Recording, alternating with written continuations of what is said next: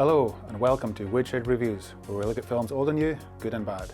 And on today's show, we're looking at the return to the 36th Chamber. Yeah, a sequel.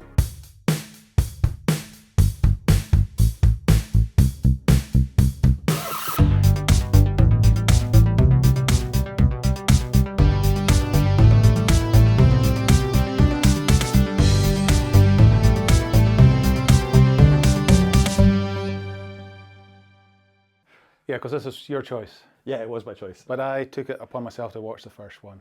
Oh, I should have mentioned that before then. I don't think it has any bearing on anything that happens in the second one. I think it kind of throws you off balance if you've seen the first one and then watch the second one. Yeah, the first one's quite serious.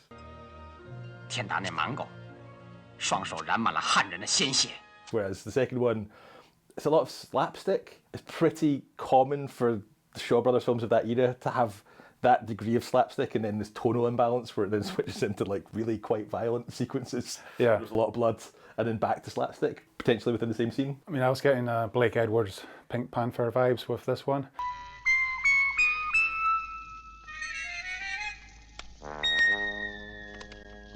I think I first saw it when I was maybe 10 or 11 years old. It's kind of peak 80s like VHS video kind of rental period where you'd have like 2 or 3 video rental shops next to each other in the same street and they're all competing with each other.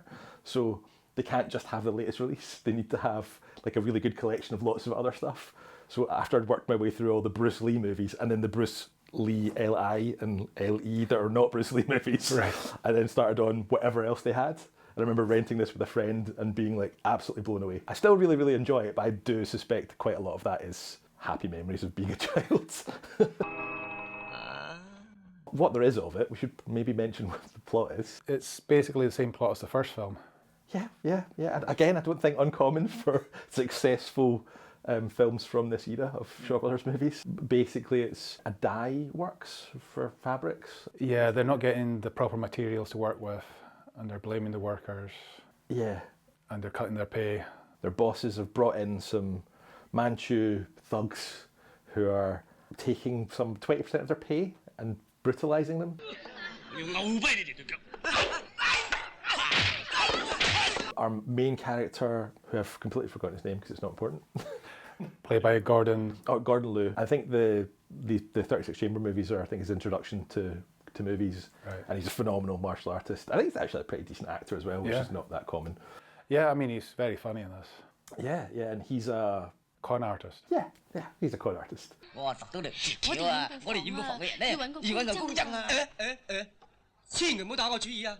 Some of the dye workers convince him to impersonate a Shaolin monk to intimidate the Manchu kind of overseers, which works well initially.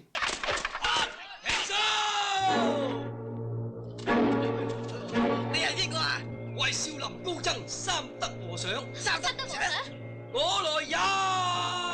With again like a bit more slapstick violence and kind of comedy misdirection. When I was watching it, I can see the wire, but then you see him snip the wire. Yeah, you're supposed to be able to see the wire. You can't see it in the wide shot, and then you can see it up close, and he's pretending to float down from a tree. 唔怪你哋輕功咁好嘢啊！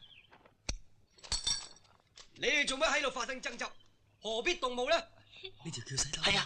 And then he's collaborating with his kind of colleagues. They're pretending he's hitting them, so that then flying off, kind of actually doing a lot of the same stunts they do in the real action sequences, but to make it look like he is a competent Shaolin monk. Yeah. Which he's not. He's barely a competent con man.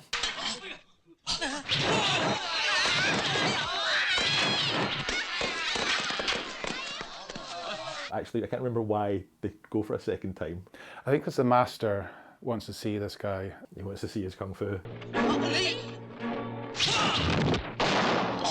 So they can only get away with this for so long. Not very long at all. 今次係好彩俾你瞞得過佢哋啫，如果瞞唔過你係一身蟻啊！ And that goes horribly wrong. Yeah. And he gets a bit of a beating. And they all get a beating.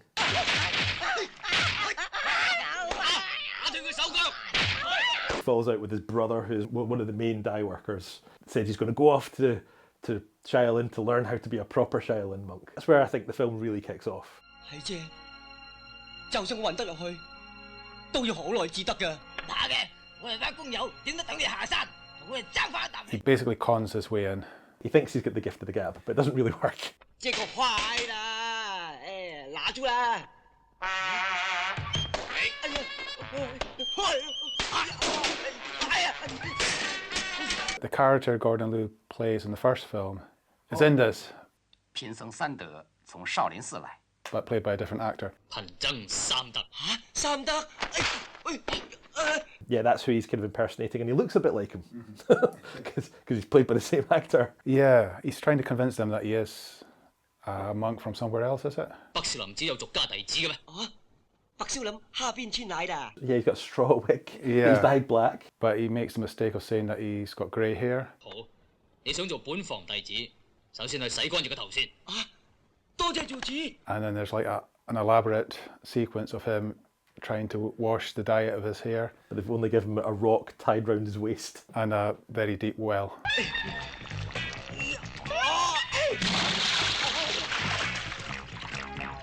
Yeah, or he eventually figures out if he drops the rock into the well, he can get his head over just in time to get it wet.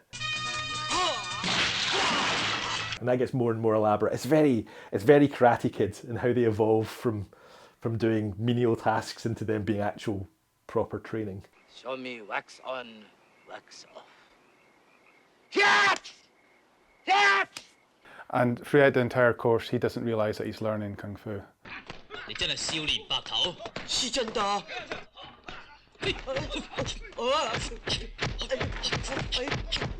哎呀！ They out him as being a fraud and they punish him to scaffolding. Yeah, and it's traditional scaffolding, so it's bamboo and kind of broken bamboo twine, which is really, really strong, but it cuts you. So he like learns techniques to like not cut himself, whilst at the same time watching the monks train and kind of imitating elements of their training. Because as he gets stronger and more competent, he's able to do more of the tasks they are. So it's like Kung Fu scaffolding.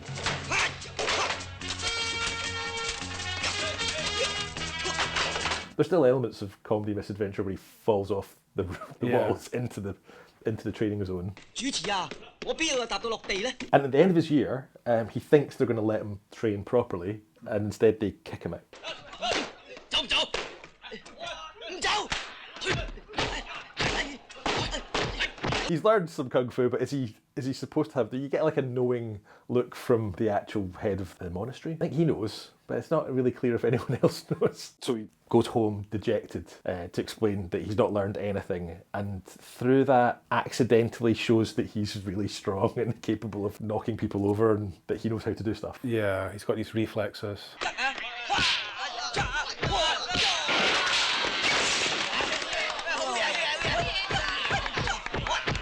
And then that sets up kind of moving towards our final fight, which is probably about the last 15 to 20 minutes of the movie. And like, no matter what you think of the rest of the movie up to this point, I think it kicks off from the training stuff onwards.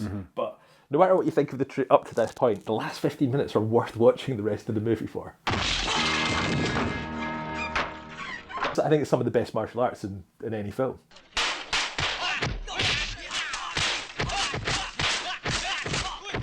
In terms of the martial arts at the end of the movie, they're really complex. You see a lot of like traditional techniques, a lot of the bench fighting. Again, a lot of Shaw Brothers, other films of that era have a lot of the kind of traditional bench fighting where they flip out the legs and they use it as a weapon. A lot of kicking of sand. As it's kind of reaching its crescendo, he's saying, I'm at 50%, I'm at 60%. 而家不過係70功力嘅啫。 And he's fighting the final guy. He gets up to 90% and beats him. Never see him at 100%. 90%功力啊！好啦，真係嘅，我服咗你。 There is a third movie that I've not watched. I've not seen that either. I've never watched it because I feel like it might ruin this one. But given the transition from the first movie into the second movie, like it might be an entirely different movie with or it could be the same movie again. Who knows? Might have to check it out. I think I'll have to check it out.